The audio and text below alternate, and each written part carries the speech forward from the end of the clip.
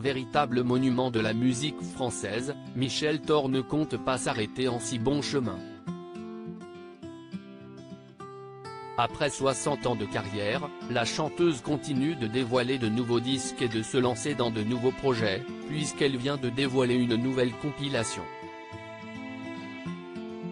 Interviewée par nos confrères du magazine Ici Paris pour l'occasion, l'artiste est revenue sur son parcours d'une longévité rare, que cela soit dans le domaine professionnel ou privé. Car la vie de Michel Thor a été rythmée par les rebondissements, et ce dès son plus jeune âge. Alors qu'elle commence à connaître le succès et gagner de l'argent grâce à la musique, la chanteuse, qui soufflait alors à peine ses 18 bougies, offre une voiture à sa mère, Clémence Thor.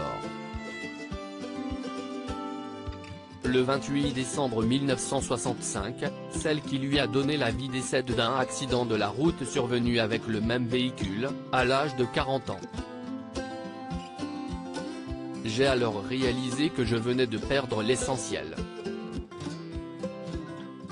J'avais 18 ans, je débutais dans le métier, et maman est partie, avance-t-elle. Aujourd'hui encore, Michel Thor nourrit des remords. Mon regret est que, lorsque j'ai fait l'Olympia, comme je n'aime pas que ma famille soit dans la salle, je ne voulais pas qu'elle vienne.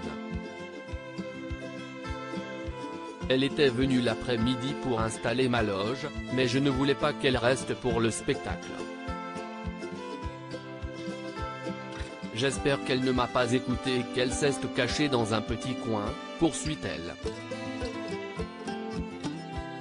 Je culpabilisais pour ce cadeau par le passé, Michel Thor est déjà revenu sur ce drame dont elle a eu terriblement de mal à se remettre.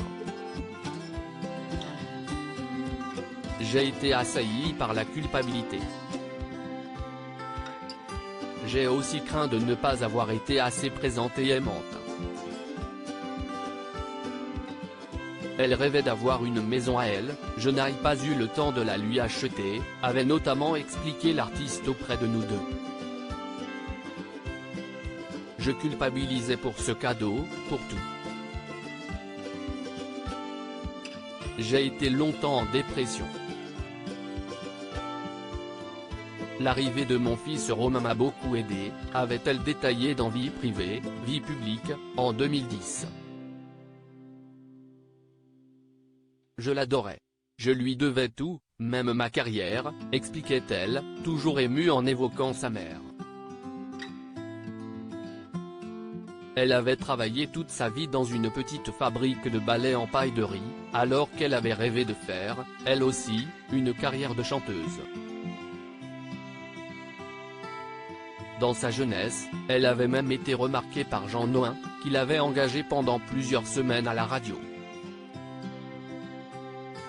Mais sa famille l'avait obligée à renoncer.